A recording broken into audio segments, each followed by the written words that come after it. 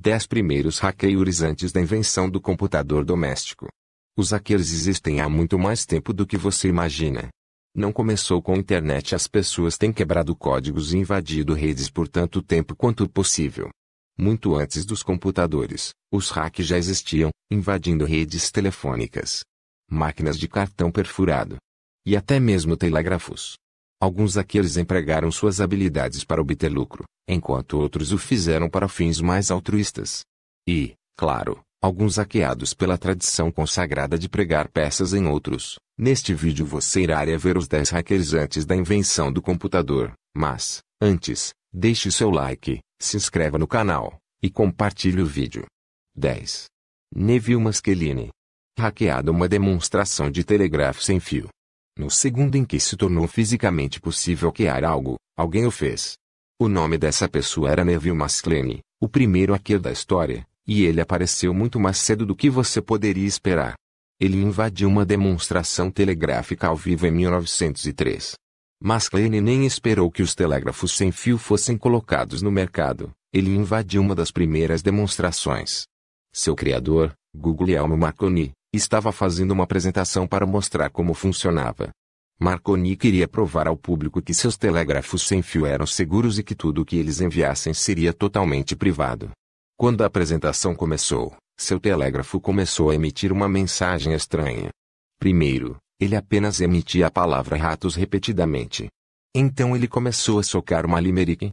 Havia um jovem italiano, disse ele, zombando de Marconi, que enganou o público de forma bastante bonita.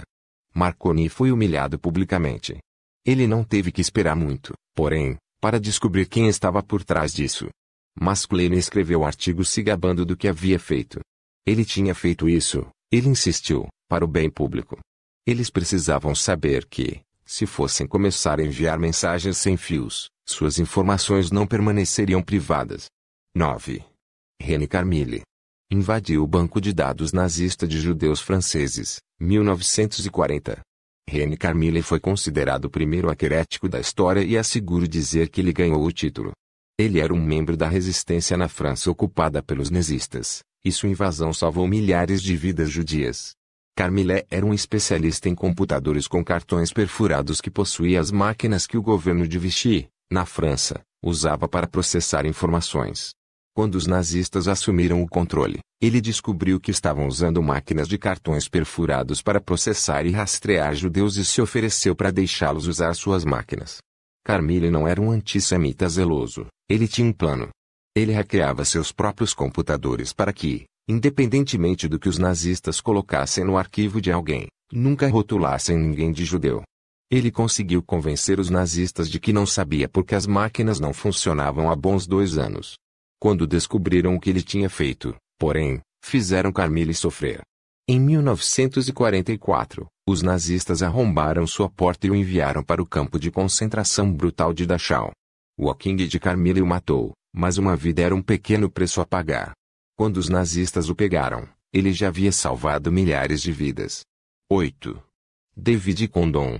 Foi o primeiro telefonema, 1955. Nas décadas de 1960 e 1970, havia toda uma cena de pessoas que invadiam redes telefônicas. Eles se autodenominavam preacs de telefone e descobriram que, se tocassem o som certo em um telefone, poderiam se conectar a qualquer parte da rede. A maioria deles apenas usava seu truque para fazer ligações gratuitas, mas as possibilidades eram maiores do que você pode imaginar. Na verdade, na década de 1990, um preac telefônico conseguiu convencer um juiz de que ele poderia invadir os códigos nucleares. O homem que descobriu, pelo menos, pelo que qualquer um pode dizer, foi David Condon. Em 1955, Condon assobiou seu Davi Croquette Cat Canary Bird Call Flute em seu telefone, testando, pela primeira vez, uma teoria sobre como os sistemas telefônicos funcionavam. O som do apito era um código secreto reconhecido pelo sistema telefônico. O sistema presumia que ele era um funcionário e o conectava a uma operadora de longa distância, que, pensando que estava falando com um colega, o conectava a qualquer número de telefone que ele solicitasse gratuitamente. Condon só usou seu truque para economizar alguns centavos em ligações de longa distância, mas acidentalmente plantou as sementes de todo um movimento. Os preacs de telefone acabariam evoluindo para os primeiros hackers de computador, e toda a cena nunca teria existido sem um homem e uma flauta de brinquedo. 7. Joey Bubbles. Foi a primeira pessoa a hackear por assobio, 1957. Condon pode ter sido o primeiro preac, mas não foi ele quem iniciou o movimento. Era Joe Ingressia, mais conhecido como Joey Bubbles. Joey Bubbles era um gênio cego com ouvido absoluto. Ele poderia imitar perfeitamente qualquer nota que ouvisse, até as menores mudanças de tom. Quando tinha apenas 7 anos de idade, ele descobriu como usar essa habilidade para invadir o sistema da companhia telefônica. Seu tom era tão forte que ele não precisava de nenhum brinquedo. Ele apenas tinha que franzir os lábios e assobiar, e seu telefone, pensando que era um sinal programado, o conectaria a qualquer lugar que ele quisesse. Ele ganhava um pequeno sustento com isso, cobrando-os $1 dos amigos para invadir seus telefones e deixá-los fazer chamadas gratuitas de longa distância. Em 1971, ele se tornou uma pequena celebridade quando a Esquerra escreveu um artigo sobre ele e a cena do preac. O artigo ganhou um pouco de atenção e muitos problemas. Joey Bubbles foi preso por fraude por causa de sua invasão no mesmo ano. Ele afirma, porém, que foi preso de propósito. Joey Bubbles estava convencido de que, se fosse preso, poderia conseguir que uma empresa de telecomunicações o contratasse como segurança e, finalmente, usaria sua habilidade com um pouco mais de dinheiro do que usa $1 por ligação. 6. Alan Shea. Foi a primeira pessoa a hackear a senha de um computador, 1962. O primeiro computador a ser protegido com uma senha também foi o primeiro a ser invadido. E, graças a Alan Shea, aconteceu muito. O MIT, Instituto de Tecnologia de Massachusetts, configurou as primeiras senhas de computador em 1962. Eles tinham um punhado de computadores que seus alunos deveriam compartilhar e queriam que eles tivessem um pouco de privacidade.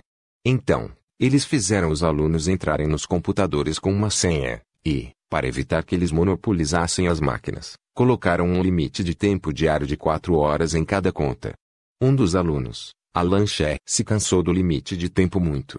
Ele fez um cartão perfurado que enganou o computador para imprimir todas as senhas e depois as usou para fazer login como outras pessoas sempre que seu tempo acabava. Ele compartilhou as senhas com seus amigos e também Eles usaram as senhas para invadir a conta do professor e deixar mensagens zombando dele. 5. Os telefones do MIT foram as primeiras pessoas chamadas de hackers, 1963. A primeira pessoa a usar a palavra hacker foi um professor do MIT chamado Carlton Tucker, e ele não quis dizer isso como uma coisa boa. Em 1963, a escola foi bombardeada por um grupo de preacs telefônicos. Eles invadiram a rede telefônica da escola e usaram para bloquear todas as linhas com ligações para Harvard, tornando impossível para qualquer pessoa fazer uma ligação. Em seguida, eles fizeram uma série de chamadas de longa distância aleatórias e cobraram um radar, principalmente para interceptá-los. Tucker ficou furioso e disse uma palavra que mudaria a história. A palavra hack já era usada no MIT, mas na época, referia-se apenas ao trabalho com eletrônica. Ele o puxou para os preacs telefônicos, chamando-os de hackers pela primeira vez. Isso não significa que ele estava feliz com isso, no entanto. Tucker fez um aviso a todos os hackers da escola, dizendo, se alguma dessas pessoas for pega, pode ser presa. 4. Rabbits. Foi provavelmente o primeiro vírus de computador, 1969. O primeiro vírus de computador da história pode ter sido um programa chamado Rabbits. Ninguém sabe quem o fez, e ninguém sabe por quê, mas quem quer que seja derrubou o centro de computação da Universidade de Washington. Era um programa minúsculo e discreto que fazia cópias de si mesmo, criando, como o nome sugeria, como coelhos. Em 1969, alguém o instalou em um computador na universidade e o deixou funcionar. O programa fez 2 cópias de si mesmo e, em seguida, cada uma dessas cópias fez cópias até que o computador sobrecarregou e parou de funcionar. 5 anos depois, alguém que ouviu a história pegou a ideia e a pôs em prática. Ele criou um vírus de coelho próprio, chamado Rabbit, e o colocou no APRANet, uma versão inicial da internet, para derrubar outro usuário. O primeiro vírus de computador da história, no momento, foi usado para o primeiro ataque de negação de serviço da história. 3. Ray Tomlinson e Bobby Thomas colocaram o primeiro vírus na internet, 1971. A primeira pessoa a enviar um vírus por e-mail foi Ray Tomlinson, também conhecido como o cara que inventou o e-mail. Chamava-se Creeper e foi o primeiro Word computador de todos os tempos. O programa faria cópias de si mesmo e se espalharia pela ARPANET, cada cópia fazendo uma pequena mensagem aparecer nos terminais dizendo: "Eu sou rastejador, pegue-me se puder." O vírus foi na verdade criado por Bob Thomas, um dos colegas de Tomlinson, mas Thomas o manteve bastante inócuo. Ele simplesmente fazia o arquivo saltar de um computador para outro, sempre se apagando depois de desaparecer de um computador. Tomlinson, porém, decidiu modificá-lo para que não se livrasse de si mesmo e, em vez disso, apenas paralisaria o computador até que parasse de funcionar. Quase assim que a internet foi inventada, ele carregou o primeiro vírus para derrubá-la. Então, como se constatou, quando você recebe spam e vírus em sua caixa de entrada, sua conta de e-mail está funcionando exatamente como o criador pretendia. 2. Steve Jobs e Steve Wozniak começaram como hackers, 1971. Antes de fazerem fortuna vendendo computadores e iPods, Steve Jobs e Steve Wozniak começaram a fazer outra coisa: invadir sistemas telefônicos. Wozniak leu o artigo da Esquire sobre Joe Bubbles e os preax por telefone e o achou emocionante. Ele ficou tão animado que rastreou um dos preax do telefone mencionado nele, John Captain Crunch Draper, e o convidou para sua casa. Depois de aprender como hackear sistemas telefônicos com o Captain Crunch, Wozniak sentou-se e construiu um dispositivo chamado Caixa Azul, projetado para facilitar o hacking em sistemas telefônicos. Então ele mesmo começou a usar. Em um ponto, ele até fingiu ser Henry Kissinger e chamou o Papa de brincadeira. Quando contou a seu amigo Steve Jobs sobre isso, Jobs percebeu que havia dinheiro nessa ideia. Os dois começaram a produzir e vender em massa a Caixa Azul de Wozniak para seus colegas de classe, com Wozniak encarregado da tecnologia e Jobs encarregado das vendas. E foi assim que a Apple começou, com os fundadores das maiores empresas do mundo ganhando dinheiro com empresas de telefonia fraudulentas. 1. John Walker criou o primeiro vírus do cavalo de Troia, 1975. John Walker se tornou a primeira pessoa a enganar as pessoas para que instalassem um vírus em seus computadores 2 anos antes de os primeiros computadores domésticos serem lançados no mercado. Walker pode ter inventado um vírus de computador, mas ele insiste que teve boas intenções. Ele criou um jogo de computador chamado Animal que tentava adivinhar em qual animal o jogador estava pensando, e foi um sucesso tão grande que todos os seus amigos queriam uma cópia. O problema era que, em 1975, a única maneira de compartilhar era escrever uma fita magnética e enviá-la para eles, e o Walker não tinha tempo para essas bobagens. Então, ele percebeu que já que todos queriam seu jogo de qualquer maneira, ele simplesmente infectaria todos os computadores possíveis com ele.